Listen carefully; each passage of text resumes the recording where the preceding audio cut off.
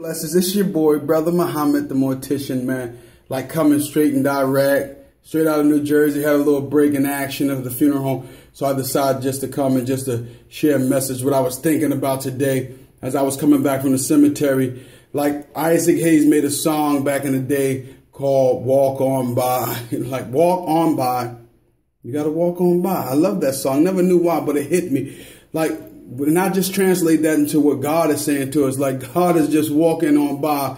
Like, I was seeing some drug dealers on the corner making a transaction, selling drugs to the sister who was definitely high, but they were selling to her, right? And I looked across the street and I saw a laundromat being built by a Spanish company or a Spanish owner, and it looks beautiful. So I was like, man, here's what we talking about. Some of us still were selling drugs for like years, 10, 15 years, on the same corner, selling the same drugs, wearing the same clothes, living in the same place, being in the same financial situation. Like, and you guys are selling drugs and really, and you're doing nothing with the money that you make, because there really ain't no real money out there no more. And the store across the street where businesses is coming in there and building up economic structures, not structures for themselves.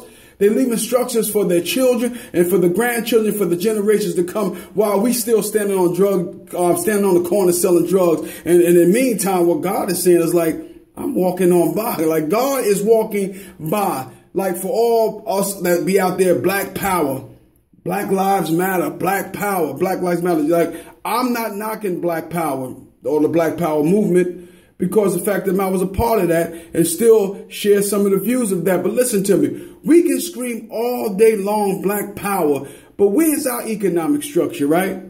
Where's our economic structure? Where's our recreation center? As far as when I say Black Power, we still waiting for grants. We still waiting for city councils and mayors and governors and legislators and presidents to give us money, man. But when we got the money in our own community to create the Black Power economic structure, but where is it? So while we still out there singing Black Power, listen to me. I would love to scream Black Power, but when I'm in this funeral business, but I notice like 9 times out of 10 or 10 out of 10, when I go to the cemeteries, it ain't Black owned. It's the white man owns the cemetery. So the revolutionaries, like when you die and bury on, right, and you come to be maggot food, right, when the worms come and take over your body, right, and make you come skin and bones again, right, like we paying money to the white cemetery owners, right, because ain't no Black Power cemetery movements, right, ain't nobody pulling their money. And I wish I can, like when I purchase embalming fluid, I wish I can go to a Black embalming company that's dealing with the glutarate and formaldehyde mixed with morphine, the solution that creates the mixture that we need when we put that in embalming fluid into your arteries to make you firm up, to make you firm, to make you preserve, to hold you and freeze you into time so you don't stink for your funeral. Like, I wish I can purchase it from Black companies, but I can't, because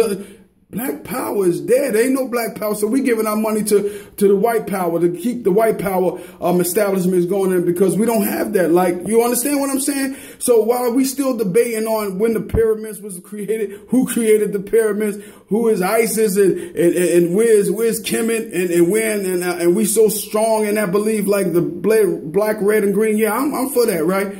But like Black Power is like really dead power, because we ain't producing nothing. And then the fact of the matter is that when we go to our churches, you know, some of our pastors, most of the pastors, storefront church or any type of church for the matter, they are feeding the flock foolishness, right? They're not teaching them about Black economics. They're not teaching them about how to build a Black Wall Street back, how to build Black companies, Black corporate office, right? How to build Black institutions that can pull our resources together, and we can get the Black Wall Street back the way it used to be back in the day. But for the most part, the Black pastors are the only ones that's getting rich, the only ones that's driving the fine cars, living out of this town that the church is in the ghetto, right? So really, who's being fed? Because the Black Power movement is like dead, because the Black pastors are not teaching it. So what God is doing, God is saying, I'm walking on by.